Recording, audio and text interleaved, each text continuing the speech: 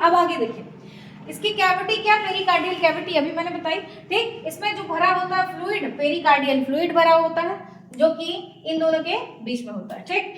हृदय का जो रुधिर दाब होता है, इसको मापने वाला यंत्र क्या कहलाता है, उसको कहा जाता है स्फिग्मोमैनोमीटर या फिर कह सकते हो आला, ठीक।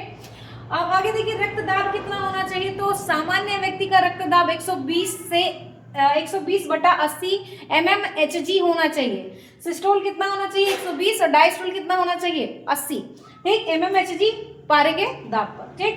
हृदय की धड़कन की अगर बात करोगे तो उत्तेजित करने वाला जो हार्मोन होता है, हृदय की धड़कन को उत्तेजित करने वाला हार्मोन कौन होता है, थायरॉक्सिन होता है। निकलता कहाँ है, थायराइड ग्लैंड से। ये होती किस प्रकार से, ये एच के शेप में होती है, ठीक। पाई कहाँ जाती है, आपके कंठ में, ठीक। हृदय की गतिविधि को मापने वाला यंत्र ईसीजी या फिर इंडोकार्डियोग्राफ, आपने मूवीज वगैरह में देखा होगा इस तरीके का स्ट्रक्चर, यही है ग्राफ, ठीक है। इसको क्या कहा जाता है, इंडोकार्डियोग्राफ कहा जाता है, ठीक।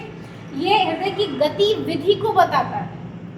आगे देखिए, हृदय का जो प्रारंभिक पेस मेकर है उसको क्या कहा जाता है, SA node, sino atrium node के नाम से जाना जाता है, ठीक। अगला, ब्लड प्रेशर बढ़ना क्या कहलाता है, हाइपरटेंशन कहलाता है। हाइपरटेंशन, ब्लड प्रेशर का बढ़ना, पसीना पसीना हो जाता है व्यक्ति, ठीक। वहीं पर अगर ब्लड प्रेशर कम होता है तो हाइपोटेंशन के नाम से जाना जाता है, चक्कर आने लगते हैं, वहीं नमक का घोल पिलाया जाता है, ठीक।